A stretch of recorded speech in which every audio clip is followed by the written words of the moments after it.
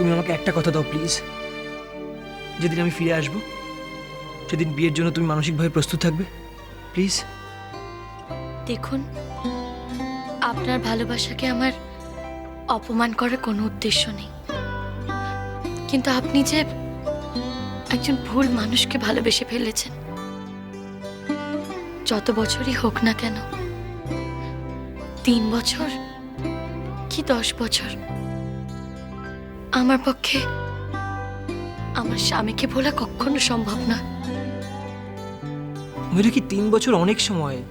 এই 3 বছরে আমি তোমার মনে জায়গা করতে পারবো না? 3 বছর অনেক সময় রক্তিম। এই 3 বছরেও কি আপনার মাথা থেকে আমার জন্য ভালোবাসার ভূতটা নামবে না? All the best for your business.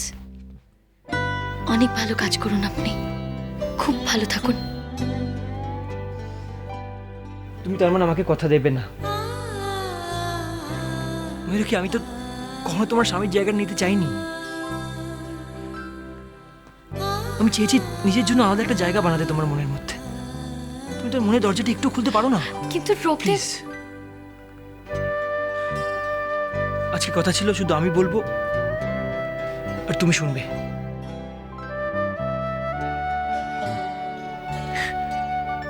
ওইরা কি,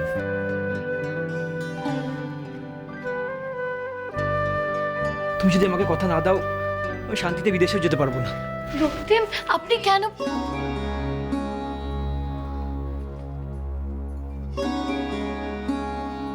আজ আমি চলি, আমার কথা শেষ হয়নি, আমি অন্য একদিন আসবো।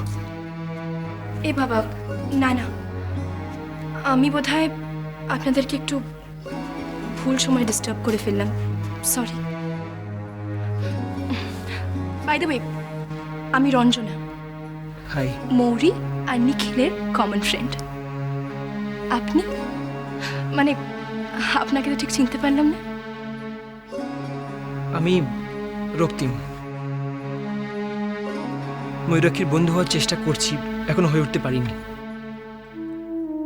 হয়তো খুব তাড়াতাড়ি হয়ে উঠবো।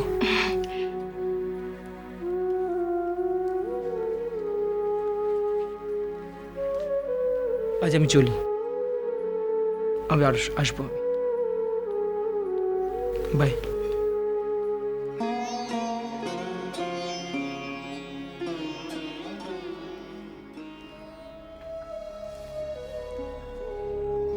এই রক্তিম?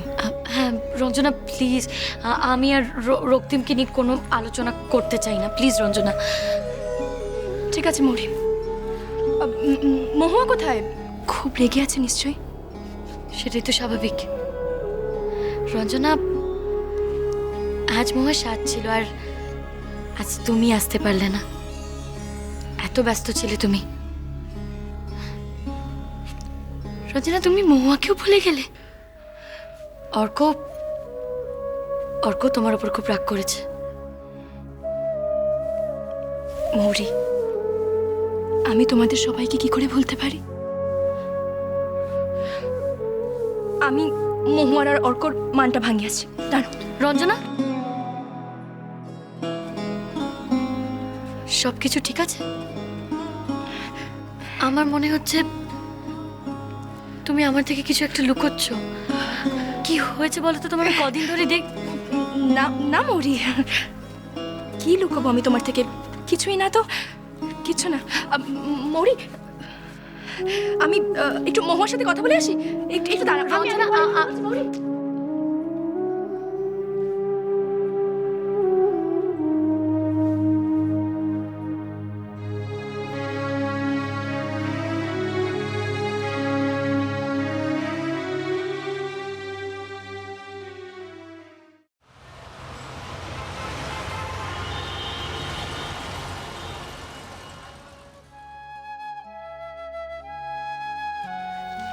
হিসেব করছো বাবা?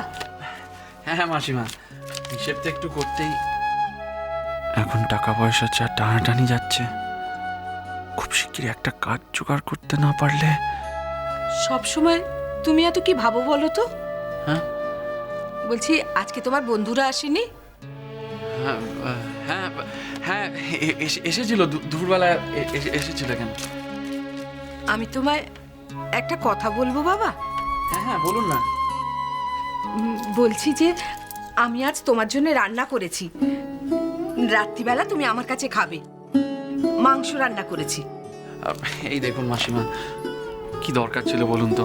আপনি সারাদিন ওই দোকানে খাটাখাটনি করে তারপরে এখন আবার কি দরকার আছে, আমার ইচ্ছা হয়েছে তাই আমি তোমায় রান্না করে খাওয়াবো। তাছাড়া তুমি কতদিন বলো তো ঘরের রান্না সেভাবে খেতে পাওনি? তা ঠিক কথা।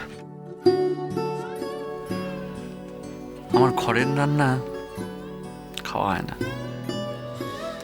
তুমি সেদিন আমায় একটা কত ভালো প্ল্যান দিলে বলো তো, ওই যে লুচি আর আলুর দম।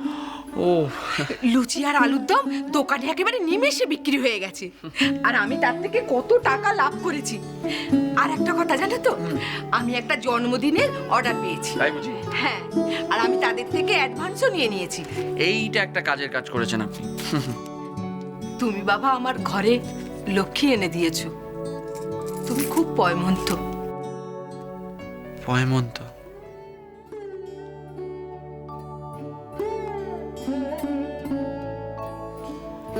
মানে লাকি? আমি লাকি?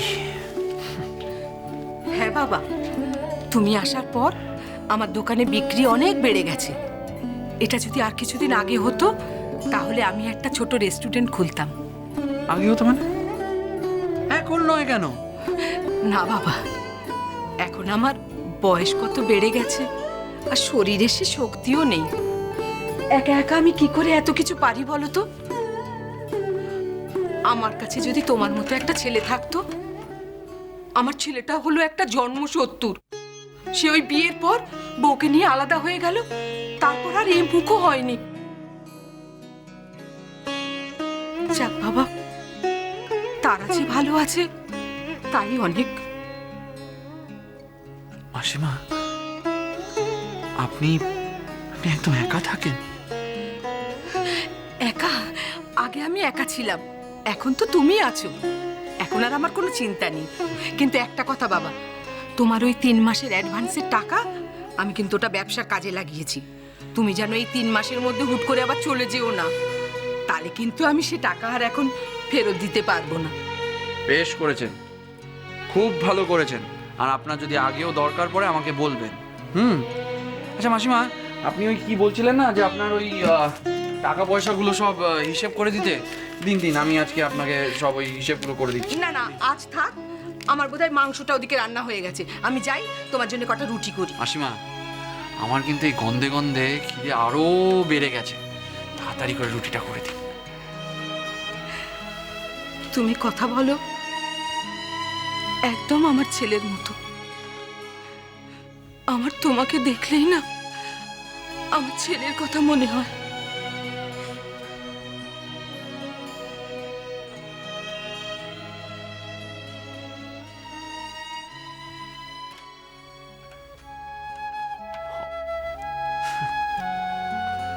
অভাগা ছেলে। অমন মা থাকতে মায়ের কাছে আসে না। আর আমি আমার মায়ের কাছে যাওয়ার জন্য মাকে একবার চোখের দেখা দেখার জন্য আকুল হয়ে যাচ্ছি।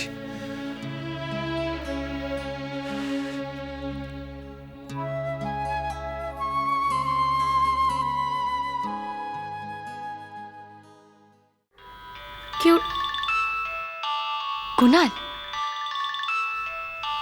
তার মানে তো সত্যি সত্যি রঞ্জন আর কুনালের মধ্যে সব কিছু ঠিক হয়ে গেছে। আমি ফোনটা ধরি। Hello hello hello hello